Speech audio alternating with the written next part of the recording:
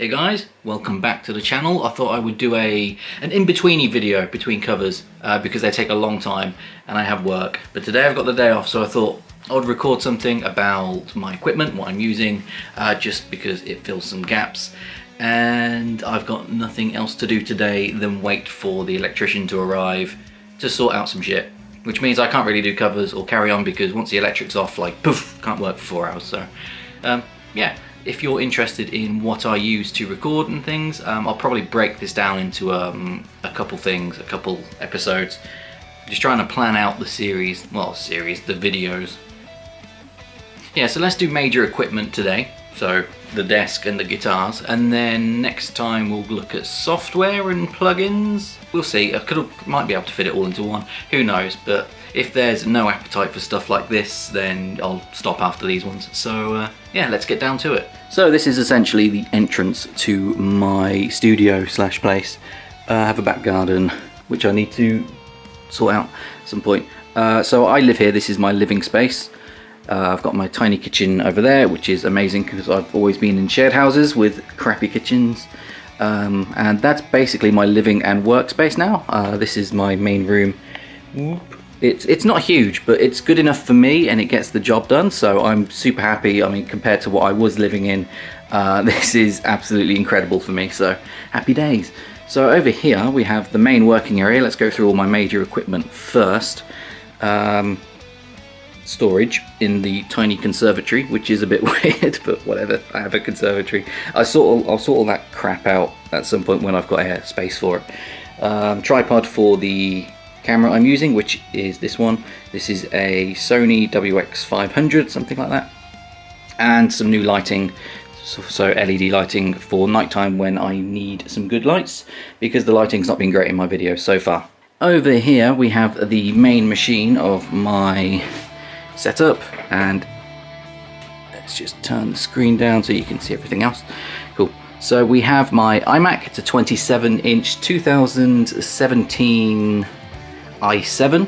I would get the thing up, but it has a serial number on and I don't want to show you all that. So yes, this was very expensive and I got it purely to motivate me to do music because I like to use Logic, but I'll get into that in the other video. So this is where I do all of my recording essentially. So iMac 2017, 8GB of RAM, the Radeon graphics card, whatever's in there that I don't really use. It's a beautiful machine and it works really well. Overpriced, but it does the job. It does more than the job, really. It does everything I could want it for music production, so great. If you are just starting out, no problem at all. Just use something Windows, I guess, if you don't like to shell out. But I learned on Logic and Macs, so this is sort of what I'm used to. I could easily move to Reaper if I wanted to, but I don't. I do use Reaper, but meh. Over here we have my audio interface and my switch controller. So audio interface is an M-Audio 2X2M, so 2 inputs, a bunch of outputs, USB and direct there, phantom power, headphone jack, so you can control the headphones and the speakers independently, which is great. I also have this running into this hum destroyer, which gets rid of any ground loops. I'm not sure if the iMac has any ground loop issues, but I know my PC did, so I just have this running into these anyways. So all my guitars are going direct into this input. Now headphones, I have the Beyerdynamics DT990 Pros, the 250 ohm versions. Decent headphones, quite neutral. I love the openness of them, so yeah, I recommend them.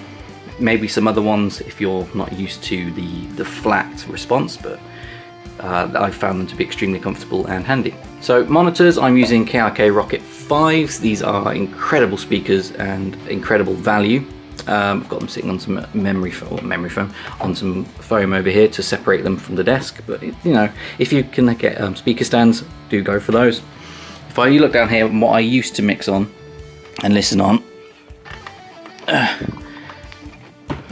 was these M-Audio AV40s. Now these are like 10 years old, but they still do an incredible job. I only moved because I had some spare cash and I felt like getting bigger ones. But these are passive and cheaper to run, but I now use them to rest my foot on when I'm recording guitar. Don't ask me why. The chair's a bit too high and I like to prop my leg up, so that sounds dodgy. Let's see, there's another interface for my gaming headset, which is a SteelSeries. Oh, I can't remember what this one is now. It's a SteelSeries something or other, which is a very good headset. Batteries, I have some spare batteries for my camera because they run out a lot and I can't charge this camera whilst I'm recording, which is a absolute pain in the ass. Microphones, I have a bunch, but I'll only show you the Yeti for now because all my other microphones are packed away in there. I don't really use mics at the moment because it's all instrumental covers that go in directly through the interface. I have my Nintendo Switch back there. So that's like the major equipment. I mean, my gaming PC's down there, which I don't really use all that much at the moment because it's just literally come home and I do guitar covers. My monitor for my PC is behind my iMac, so if I move it out of the way, focus, you can see it's an AOC G-Sync monitor. So I won't get into all that because this is a music channel, but it's decent. It's a very good monitor. So that's pretty much my major equipment, like what I use on a regular basis. Software I can go into later, but for now let's look at the guitars. So this is my most recent purchase, which is a PRS Custom 24 SE, or PRS SE Custom 24, however you want to say it, in whale blue. Now I ordered this, or I physically went to Anderton's to buy it, and I took it home, but the one I brought home had a defect, unfortunately, which meant I had to return it and get a brand new one, which, well, they're both brand new, get another new one, which worked fine. So the one before had an annoying harmonic on the 8th fret, and raising the bridge and doing the setups and all that lot was, was a pain.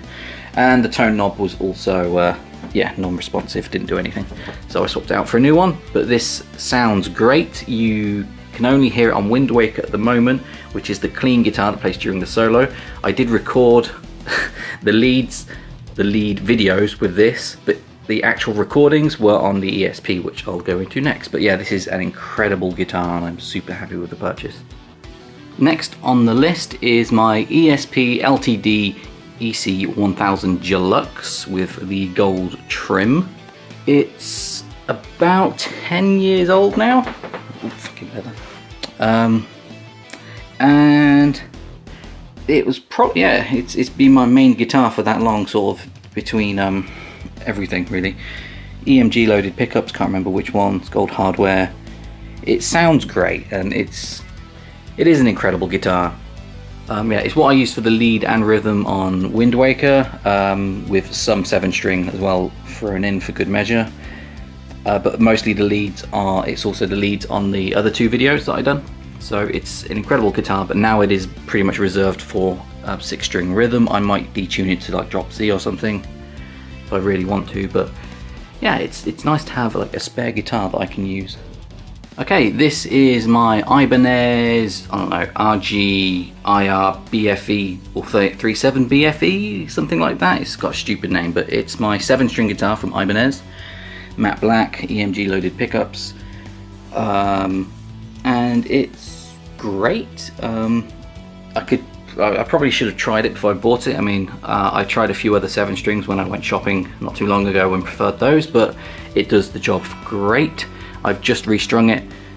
This is tuned to drop A, so a low A, standard E, A, D, G, B, E locking heads, and I've actually wound it properly this time with the locking heads. I don't really know why. When I last restrung it, I'd done all of these fine, and then this one I wound because I'm an idiot. So if you look at Wind Waker, you'll see around here, I think in the one before that as well, that the string was wound, and it gave me recording issues because it would constantly go out of tune. But yeah, I can't really say anything bad about this. It's just it's a great guitar, and it's probably the one I would also replace first if I was going to. So yeah, maybe this will change, who knows. But still, this is the guitar that got me wanting to do covers, because I was watching some Family Jewel stuff and I just heard the 7-string tone he had, and I was like, oh, it makes me want to do guitar again. So I bought a new one, which led me on to do Blinded by Light. So yeah, happy days.